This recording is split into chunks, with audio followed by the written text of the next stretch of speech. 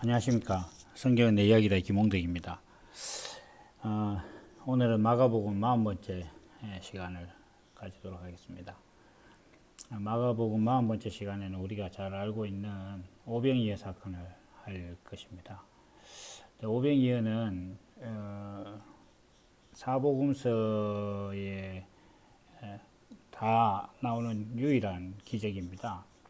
그래서 뭐 그런 측면에서도 있고, 또 마태복음, 마가복음 이런 쪽에는 이제 5천 명을 먹이신 것 외에 또 7천 명을 먹이신 4천 명, 4천 명을 먹이신 사건도 또 따로 나옵니다.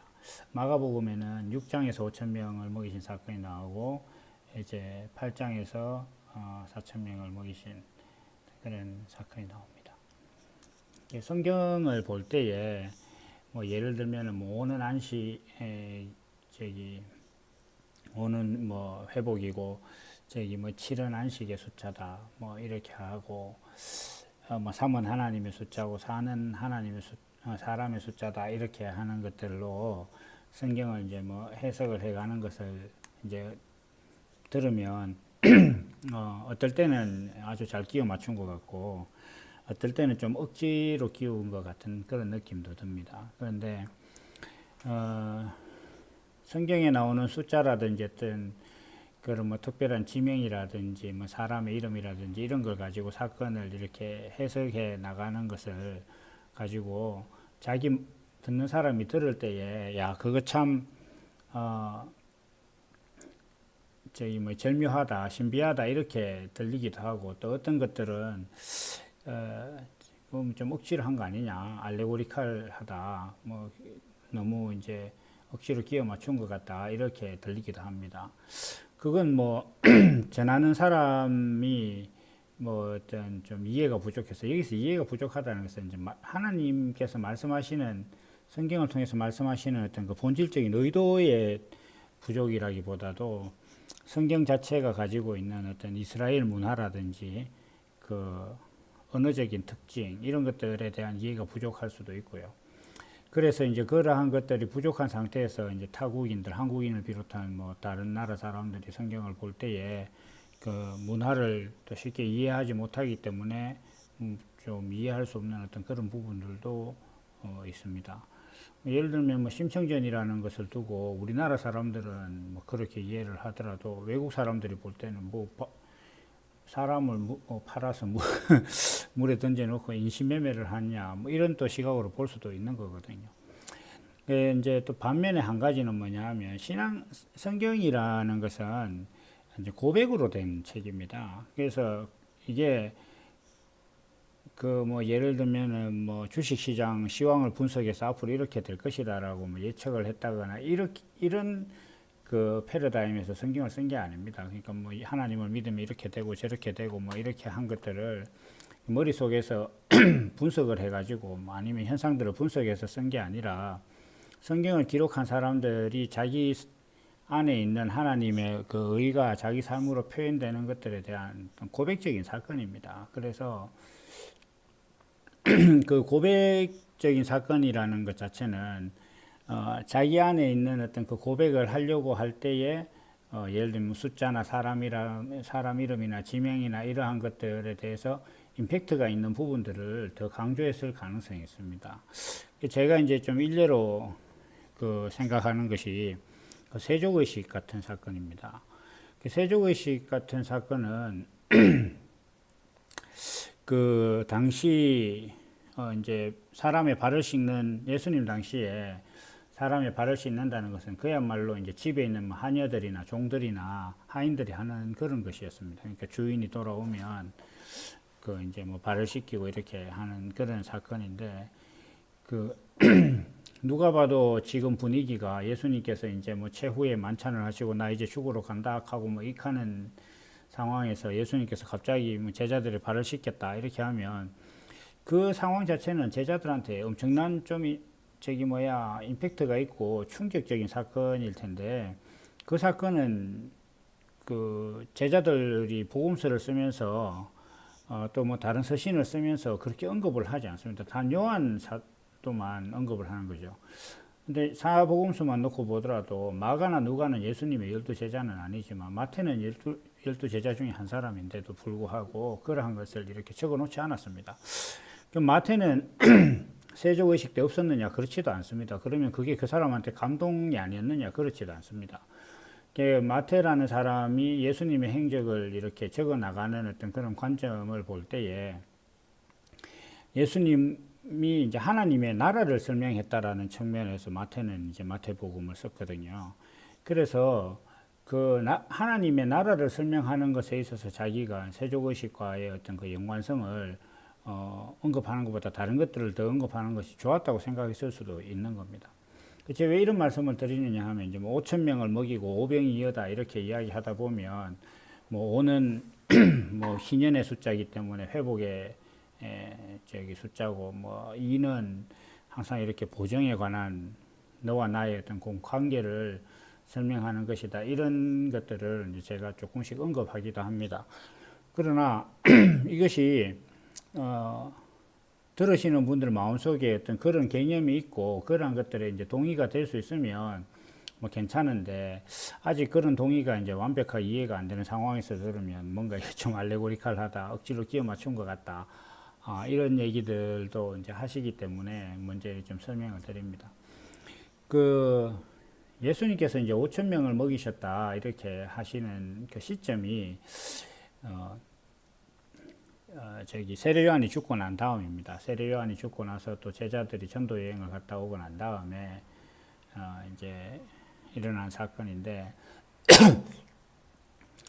이 사건은 뭐 거의 동일하게 좀 마태복음에도 이제 묘사가 되고 있습니다. 이게 뭐 사복음서 중에서 뭐 가장 좀 원본에 가까운 걸 주로 이제 마가복음이라고 하고 있기 때문에 뭐 좀 뭐라 그럴까, 마태가 적을 때도 마가가 적은 어떤 그 예수님의 기적을 많이 참조했을 수도 있고 그랬지 않았을까, 뭐 추측도 해볼 수 있는 것 같습니다. 이제 우리가 세례 요한이라는 사람은 예수님께서 말씀하신 것처럼 여자가 낳은 자 중에 최고다, 이렇게 가장 큰 자다 이렇게 말씀하셨습니다. 모든 사람들은 다 여자가 낳았는데 왜 세례 요한은 특별히 여자가 낳은 자라고 했느냐 이렇게 생각할 수도 있는데, 성경에서 예수님의 족보를 이야기할 때는 낳고를 항상 아버지가 뭐 이렇게 아들을 낳고 이렇게 이야기를 합니다.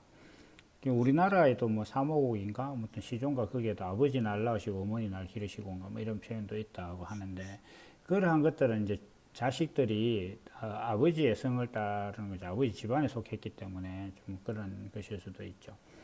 그런데 이제 성경에서는 또 한편으로 여자라는 어떤 그런 존재가 늘 상징하는 것은 형식, 그러니까 외형에 관한 어떤 그런 것을 표현을 합니다. 그래서 남자와 여자가 결혼했다 이렇게 하는 것은 내용과 형식이 하나가 되었다 이런 뜻이고, 성경에서 이제 음란하다 이렇게 이야기하는 것들은 물론 육신적으로 음란한 것도 당연한데, 기본적으로 하나님께서 말씀하시는 것은 뭐냐 하면 존재하는 것이 그 목적대로 살지 않고 목적대로 이행되지 않는 어떤 그 상태를 음란하다 이렇게 얘기하는 것입니다. 그 음란 안에 육신적인 어떤 그런 음란이 포함되는 것이기도 이렇게 합니다.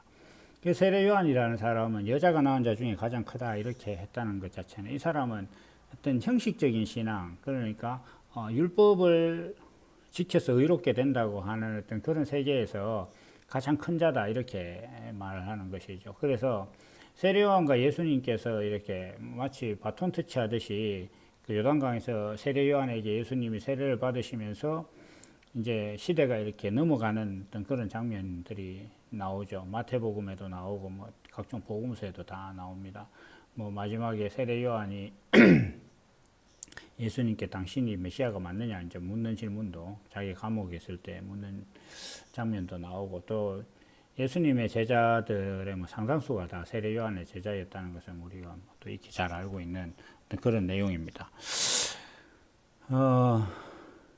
이 세례 요한이 죽었다 이렇게 한다는 것 자체는, 제가 이제 지난번에도 말씀드릴 때에 세례 요한이 죽은 사건 자체는 어떤 역사적으로 뭐 한 사람이 죽고 또 뭐 한 사람이라는 의미 이상으로 대단한 선지자가 죽었다는 어떤 그런 의미도 있지만, 우리가 한 개인의 신앙 안에서 세례 요한이 죽고 예수님이 복음을 전하신다라는 어떤 그런 전환을 바라보는 것은 이렇게 볼 수 있습니다. 그러니까 우리 안에서 한 개인 안에서 내가 행위로 하나님 앞에 의로워져야겠다라고 생각하던 어떤 그런 신앙적 가치관이 죽어 없어지고 나서 예수 그리스도께서 외치시는 어떤 그 복음이 내게 어떤 진정한 복음으로 다가오는 어떤 그런 전환이 일어났다. 다시 해서 거듭난 사건이 일어났다. 그것이 세례 요한이 죽고 예수님께서 이제 복음을 전하시는 주체가 되셨다라는 어떤 그런 사건으로 볼 수가 있습니다. 그래서 우리도 이제 어떤 그 신앙생활을 해 나갈 때에 하나님 앞에 의로워지려고 하고 사실 사람들이 행동으로 하나님 앞에 의로워지려고 하는 것은 대부분 다 하나님과 이제 거래를 할 목적을 가지고 있는 거거든요. 행동으로 하나님 앞에 의로워지려고 한다는 것은 그 사람의 가치관 자체가 이제 눈에 보이는 어떤 형식 세계가 본질이라고 보고 있는 사람들이기 때문에 당연히 자기가 본질로 보고 있는 것들이 풍성해지고 평안해지고 이제 그 다양해지면 그게 성공이라고 봅니다. 그래서 육신의 삶이 평안해지고 뭐 세상이 말하는 어떤 그런 풍성함을 누리게 되면 그것이 복이라고 생각해서 하나님 앞에도 이제 그렇게 기도를 하게 되는 것이죠. 그래서 이제 하나님 앞에 그러한 성공을 이제 좀 받기 위해서 나는 무엇을 할 것인가 이렇게 했을 때도 역시 이제 행위로 하나님 앞에 드러나게 이제 다가가게 되는 것입니다. 그래서 성경을 읽고 기도하라고 하니까 기도하고 성경 보라고 하니까 성경 보고 전도하라고 하면 전도하는 겁니다. 그게 이제 그 자기 안에 전도해야 될 이유가 있는 것이 아니고 자기 안에 있는 이유는 하나님으로부터 복을 받아서 세상에서 평안하게 잘 살기를 원하는 그게 사실 1차적인 목적이 근원적인 목적이고 그것을 위해서 내가 기도하고 복을 받는 것입니다. 그래서 뭐 교회가 큰 건물로 또 화려하게 짓는 것도 우리가 이렇게 교회를 크게 지어 놓으면 사람들이 그것을 보고 부러워서 교회로 올 것이다라고 생각하는 것도 맥락이 같은 겁니다. 그러한 신앙들의 어떤 그 최고봉이 세례 요한이라는 겁니다. 그 세례 요한의 어떤 그 신앙에 있어서 그 세례 요한의 신앙이 이제 세례 요한이 죽었다라는 것으로 표현되는 겁니다. 그 내 안에서 예수님이 이제 세례 요한 죽기 전에 오셨기 때문에 예수님과 그 세례 요한이 이제 공존하는 시기가 있어요. 그래서 뭐 제 블로그를 보시고 이제 말씀을 듣거나 또 아니면은 기존에 오랫동안 어떤 그 기존의 교회가 가르쳐 주는 그런 신앙 생활을 하면서 뭔가 풀리지 않는 어떤 그런 의문들 가운데서 진정한 복음, 하나님과 나는 존재로서 만나는 것이다라는 어떤 그런 복음을 접했을 때에 어느 정도 중첩되게 갈등하는 어떤 그런 시기가 있게 마련입니다. 그래서 그러한 시점이 이제 좀 가다가 세례 요한이 이제 죽게 되는 거죠. 죽게 되면 이제 그때부터 예수님께서 복음을 전파하시는 것입니다. 그게 이제 같은 말인데 세례 요한도 그 회개하라 천국이 가까웠다. 예수님께서도 회개하라 천국이 가까웠다라는 거의 동일한 문장을 말씀을 하셨음에도 불구하고 성경은 세례 요한의 그 표현은 광야에서 외치는 소리다 이렇게 하고 예수님의 말씀은 예수님께서 회개하라 천국이 가까웠다고 하신 것은 하나님의 복음이다. 복음을 전했다 이렇게 말씀하시는 것도 있는데 그러한 것이 그 우리가 성경을 보는 어떤 그 옛날에도 봤고 지금도 보는 성경임에도 불구하고 그것이 율법적인 신앙 안에서는 이것은 뭔가 행동으로 해야 하나님께서 복을 주시는구나라고 보이고 생명 신앙 세계 안에서 보면 이것은 내 안에 그런 생명이 있으면 이렇게 행동을 하게 된다는 것이구나라고 이제 다르게 보이는 것과 같은 것입니다. 이제 오병이어는 말 그대로 이제 다시 오병이어로 돌아와서 오병이어는 우리가 알고 있는 바 그대로 물고기 2마리와 보리떡 5개로 5,000명을 먹였다 이렇게 하신 사건입니다. 근데 이 사건의 배경을 딱 보면 그 광야에 사람들이 나왔는데 이 사람들이 이제 뭐라 그럴까 굶주렸다는 거예요. 먹을 것이 없다는 거예요. 근데 지금 여기 상황은 이제 좀 제가 이제 뒤에 나올 4,000명 먹이는 사건과 좀 비교를 해보면 4,000명 먹이는 사건은 예수님의 말씀을 지속적으로 듣느라고 사람들이 한 3, 4일 동안 아무것도 먹지 못한 상태로부터 시작하고 5천 명을 먹이는 사건은 어떻게 시작하느냐 하면 사람들이 예수님과 제자들이 지나가는 것을 보고 아 저기 예수님이다라고 말하면서 모여든 겁니다. 그러니까 모여들었는데 어디에 모였냐 하면 이제 빈들 그러니까 광야에 모인 거죠. 그런데 이 광야는 원래 주인이 있었어요. 그 누구냐 하면 우리가 앞에서 잠깐 이야기한 세례 요한이 그 주인입니다. 그 세례 요한이 광야에서 외치는 소리였어요. 그러니까 그 사람들의 신앙도 광야와 같은 거예요. 그 소리를 듣고 있다. 그리고 눈에 보이는 것을 본질로 여긴다. 성경을 읽고 기도하라 말씀 성경 읽어라 그다음 전도해라라는 것들을 행위 규범으로 알고 그렇게 하는 것이 신앙생활이다라고 생각하는 어떤 그런 것이나 광야에서 이스라엘 백성들이 광야를 지나면서 보여졌던 삶의 모습은 다 같은 겁니다. 어떤 신호를 하면 가고 불기둥과 구름기둥이 일어나면 가고 아니면 서고 이렇게 하는 그런 어떤 신앙이나 지금 대부분의 교회에서 교인들이 교회에 가서 목사님한테 이래도 됩니까? 저래도 됩니까? 뭐 심지어 신혼여행 어디로 갈까요? 뭐 이렇게 물어보는 어떤 그런 내용들이 그런 상태가 다 광야에 있는 거예요. 광야에 있으니까 불기둥이 일어나면 이제 그 따라가고 이렇게 하는 것처럼 어떤 그 성경에 나오는 어떤 한 말씀 구절을 보고 아 이것이라면 내가 해도 되는구나라고 그 말씀이 그렇게 자기한테 인지되기 전까지는 아무것도 안 하고 있다가 아 성경이 이렇게 돼 있으니까 이렇게 하자라고 시작하는 것 자체는 그 말씀 자체가 신호예요. 신호고 자기 안에 그 말씀이 있는 게 아니에요. 밖에 있는 말씀을 보고 자기가 그걸 쫓아가는 거단 말이에요. 그런 신앙들이 다 광야에 있는 신앙이단 말이에요. 사람들이 다 광야로 나왔어요. 사람들이 광야에 모였는데 예수님께서 그 광야로 가신 거예요. 왜 가셨느냐 하면 사람들이 광야에 있다는 것 자체는 어떤 신호를 기다리는 거예요. 다시 이야기해서 지금으로 보면 그 기존 교회에 막 20년, 30년씩 열심히 다녔는데 뭐 말 그대로 가르쳐 주는 게 없어서 내 너무 답답하다. 뭔가 좀 제대로 예수 그리스도를 알고 싶은데 뭐 누가 내게 뭘 어떻게 좀 하라고 이야기해 줬으면 좋겠다라는 사람들이 너무 많습니다. 저 블로그를 아마 이렇게 그 방문하시는 분들도 대부분 다 그런 분들이 상당수 있습니다. 그러니까 뭔가 좀 제대로 알고 싶은데 제대로 안 알려준다. 뭔가 신호를 기다리고 있는 거예요. 그러니까 그 마음들이 사실은 다 광야 같은 마음입니다. 그 광야에 원래 세례 요한이 있었어요. 세례 요한이 그 신호를 줬단 말이에요. 외치는 자의 소리로서 있었는데 이 세례 요한이 죽었어요. 그 세례 요한이 왜 죽었냐 하면 헤로드 왕에게 죽었다면 세상에서 죽었단 말이에요. 그러니까 우리 신앙으로 보면 그 교회에서 뭐 이렇게 하라 저렇게 하라는 것들을 가지고 세상을 한번 살아보니까 부딪혀서 못 이기는 거예요. 세상에서 기독교를 바라보는 시각이나 또 자기가 세상적 가치관을 가지고 성경이나 교회의 어떤 그런 행태를 바라보다 보니까 이게 아니다 싶은 거예요. 뭐 교회에서 뭐 목사가 여자 성도를 성추행했다, 뭐 세금을 탈루했다, 뭐 세습한다 이런 것들을 이렇게 볼 때에 자기가 가지고 있었던 기존 신앙이 이렇게 세례 요한이 죽듯이 죽어 나가는 거예요. 그 누가 죽이느냐 하면 그 뭐 세습을 한다든지 세상의 어떤 그런 가치관들이라든지 이런 것들을 이런 것들이 내 신앙과 부딪혀서 내 신앙을 되게 무의미하게 만들거든요. 그래서 그 신앙 자체가 이제 죽어 나가는 거예요. 이게 이제 세례 요한이 죽어 나가는 거단 말이에요. 또 자기 개인적으로 보면 자기 개인이 뭐 성경을 지켜보려고 하고 뭐 100일 동안 기도를 하려고 해보고 뭐 어쩌고 노력을 해봐도 자꾸 실패하는 거예요. 그 실패하는 이유들이 다 세상에 있거든요. 뭐 세상의 유혹이 어쩌고 저쩌고 하면서 이렇게 이야기하지만 결국 그 헤롯 왕이 세례 요한을 죽이는 거예요.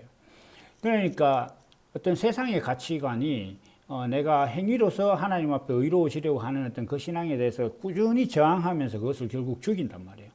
그래서 이거 예수 이렇게 믿는 거 아니구나라고 생각하면서 그럼 나를 어떻게 누군가가 좀 이때까지 해오던 게 어떤 신호를 기다리던 그런 습성을 가지고 있으니까 그럼 나에게 무슨 신호를 달라, 소리를 달라 이렇게 이제 얘기하고 있는 사람들이 모여 있는 곳이 이제 광야단 말이에요. 그 광야에 예수님께서 지금 만난 거예요. 그런데 이 사람들이 상태가 뭐냐면 굶주렸다는 거예요. 다시 이야기해서 이게 지금 뭐 육신으로 배고프다는 얘기지만 육신으로 배고픈 거 해결해 주시려고 예수님께서 오신 게 아니에요. 예수님께 육신으로 배고픈 거 해결하려면 하나님께서 예수님을 땅에 보내실 게 아니라 비만 적당히 잘 내려주면 돼요. 햇빛 잘 내리게 하고 홍수 같은 거 안 일으키시고 그러면 먹고 사는데 지장 없단 말이에요. 근데 하나님께서 굳이 예수님을 이 땅에 보내셔서 뭐 굶주린 사람들에게 어떤 기적을 일으키고 하신 것은 하나님께서 사람들의 육신이 먹고 사는 문제에 대해서 관여하시고 뭐 또 그쪽에서 그런 분야에 내가 기적을 일으킬 수 있다. 그리고 은혜를 베푼다라는 걸 자랑하고 그 하시려고 하나님께서 저 예수님을 통해서 5천 명을 먹이시는 이런 기적을 보이신 게 아니라는 거예요. 이 사람들의 굶주림은 뭐냐면 결국 영적인 굶주림이에요. 왜냐? 세례 요한이 죽고 없거든요. 이러한 세례 요한이 죽고 없는 어떤 이런 사람들에게 사람들이 모였는데 이제 뭐 5천 명이나 모였다는 거예요. 그러니까 어떤 회복을 기다리는 사람들이에요. 그러니까 이 구약 성경에는 이제 자기가 재산이 없어서 빚을 져서 이제 남의 집에 종으로 팔려가게 되면 7년 뒤에는 이제 안식년이 돌아오면 다시 원상으로 다 돌아가거든요. 그래서 그 7년이 7번 돌아오고 49년 뒤에 50년이 되면 희년이 돼서 그냥 뭐 정말로 어떤 나라 자체가 완전히 리셋이 되는 거예요. 원래 그 출애굽했을 때 처음 조상들이 물려받았던 땅으로 다 자기 소유로 다 환원되고 신분도 모든 것이 다 돌아가고 이렇게 하는 겁니다. 그래서 이게 이제 그 5라는 숫자는 어떤 이런 회복을 이제 이야기하는 어떤 그런 숫자인데, 그러니까 회복을 기다리는 사람들이 5천 명이나 있는 거예요. 지금 모여 있다는 거예요. 그러니까 우리 마음 안에 그런 간절함이 이제 있게 된다는 겁니다. 사실 여러분들이 우리가 이 오병이어의 기적을 예수님께서 그냥 굶주린 사람을 먹여 살렸더라 라고 이렇게 믿는다면 그냥 예수님께서 일으키신 기적에 대해서 내가 객관적으로 믿느냐 안 믿느냐에 대해서 뭐 객관식 문제 한 개 더 맞추는 것 정도의 어떤 그 예수님을 믿는 정도가 늘어나는 것밖에 안 됩니까? 예수님께서 일으키신 객관적인 사건 여러 개 중에서 내가 한 개를 더 객관적 사실로 인정하는 것 외에 오병이어의 기적을 대단하다고 믿고 뭐 예수님께서 그랬다는 것을 내가 믿는다라고 고백하는 것 자체는 그 이상의 의미는 사실 없습니다. 그러나 이 성경이 이제 제 블로그 제목처럼 나의 이야기다라고 이야기하면 그럼 예수님께서 5천 명 먹이신 거를 왜 기록해놨느냐라는 문제가 내게 있어야 되는 거거든요. 예수님께서 5천 명 먹이신 게 나하고 뭐 아무 상관없는데 그럼 내가 그걸 뭐 한 가지 객관적인 사실을 한 개 더 믿는다고 내가 예수님께서 성경에서 일으키신 기적이 사실이라고 객관적 사실이라고 믿는 것에 크게 지장을 주는 건 아닙니다. 이거를 믿으나 저도 그걸 믿으나 똑같은 거죠. 그래서 이 예수님께서 일으키신 그 오병이어의 기적은 결국 내 심령에 관한 문제예요. 지금 예수님께서 이제 공생애를 시작하신 지 그리 오래되지 않았을 때의 일이거든요. 방금 세례 요한이 죽고 이제 뭐 장사된 어떤 그런 상황이기 때문에 그런 상황에서 우리가 이 말씀을 본다면 내 마음 안에서 어떤 율법적인 신앙생활 그리고 어떤 교회가 가르치는 대로 했지만 잘 안 되는 어떤 그런 공허함 중에서 예수님을 만나서 예수님께서 무엇을 주시느냐 하는 어떤 그런 문제라는 거예요. 그래서 예수님께서 주신 것이 무엇이냐 하면 보리떡 5개 그리고 물고기 2마리 이렇게 되어 있습니다. 그 이제 그 보리떡이라는 것 자체는 그 예수님의 어떤 그 정체성과 비슷해요. 그러니까 사람들은 제가 늘 이야기하듯이 세상에서 성공해서 높은 자리에 이르는 것을 이르면 하나님께 영광이 된다라고 이렇게 생각을 많이 합니다. 그런데 보리떡은 그런 성공한 사람들의 음식이 아니에요.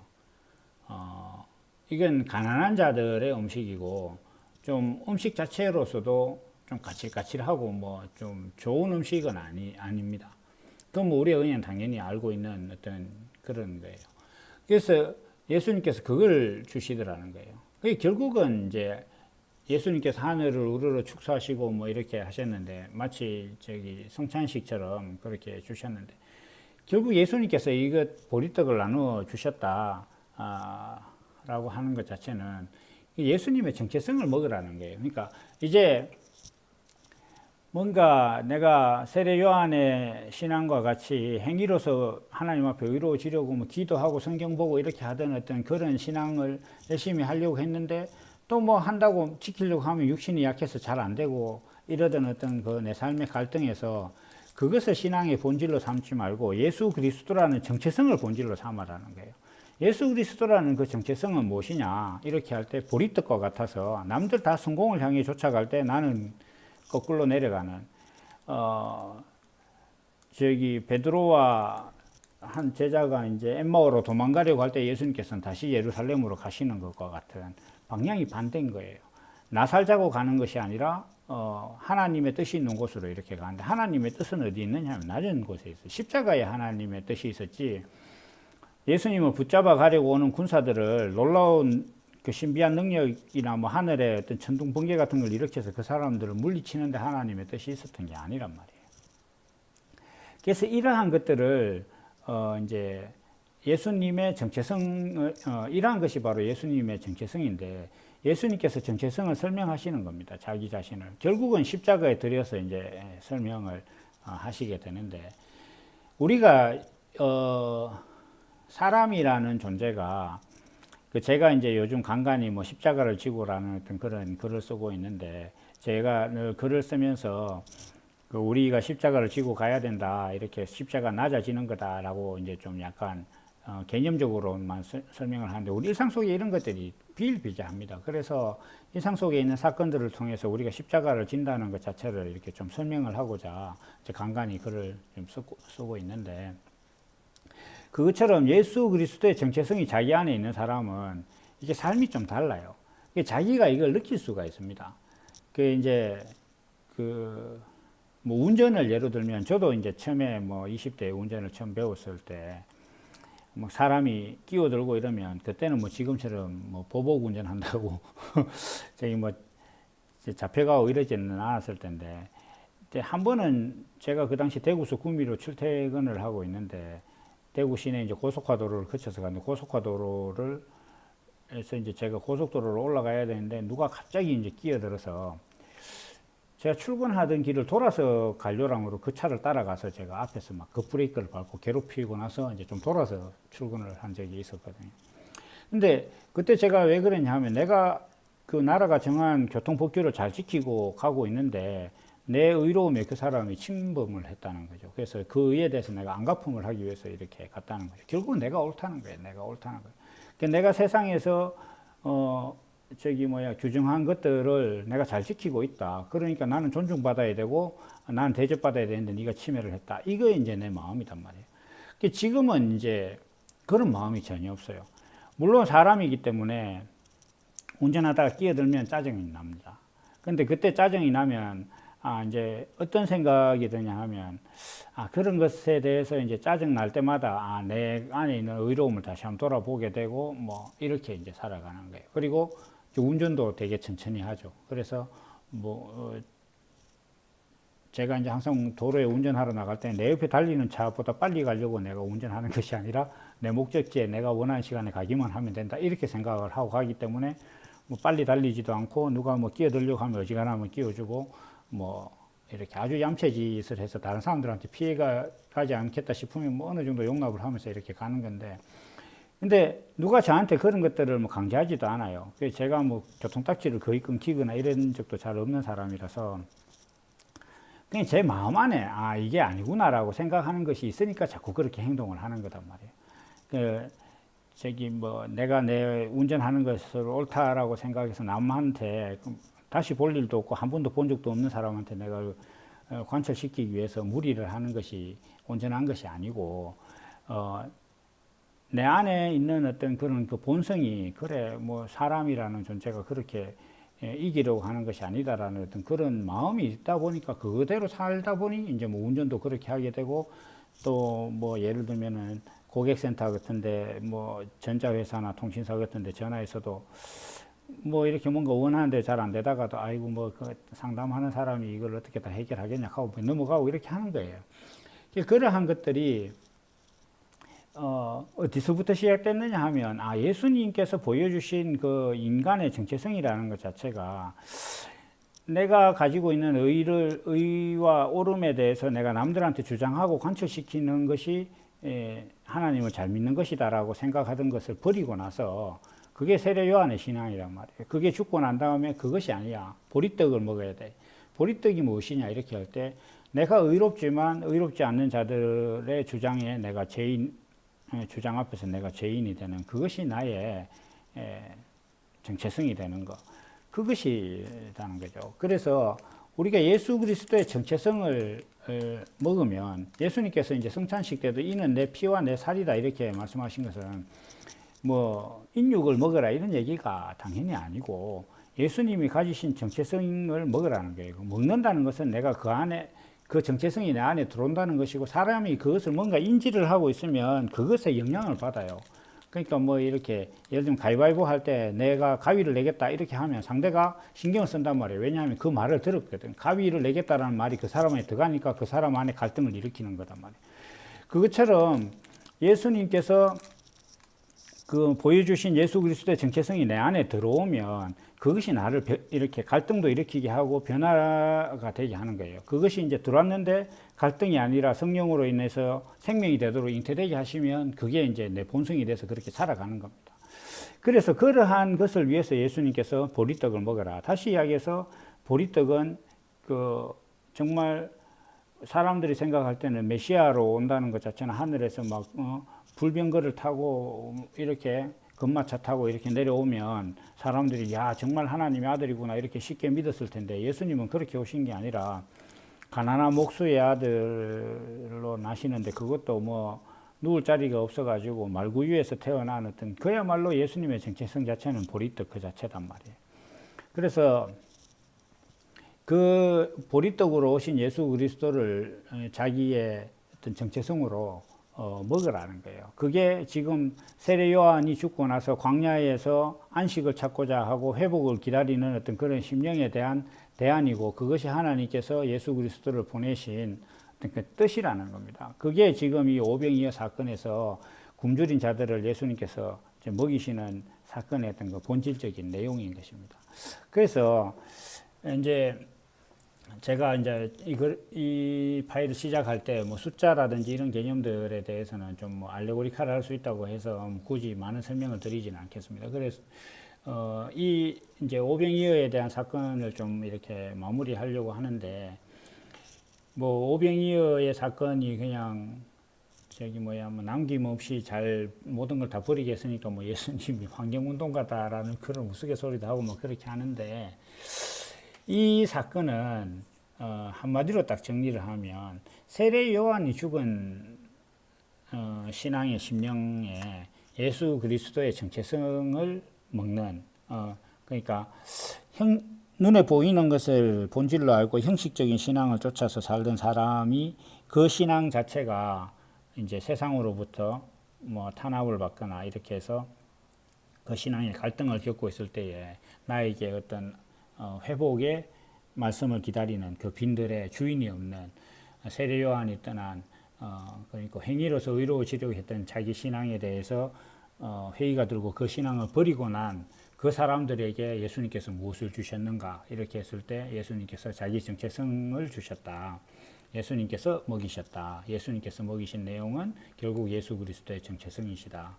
그것이 사람들이 볼 때는 보잘것없지만 성경에서는 그것을 기적이라고 이야기한다. 왜냐하면 사람들은 다 높은 곳으로 가려고 하지만 예수님께서 주신 것은 보리떡, 십자가로 내려가신 어떤 그 삶을 주셨기 때문에 그 삶을 보고서 예수님께서 하나님의 아들이심을 발견하는 어떤 그런 사람들이 되라고 예수 그리스도의 정체성을 주신 사건이 그것을 먹으라고 주신 사건이 오병이어의 사건이다.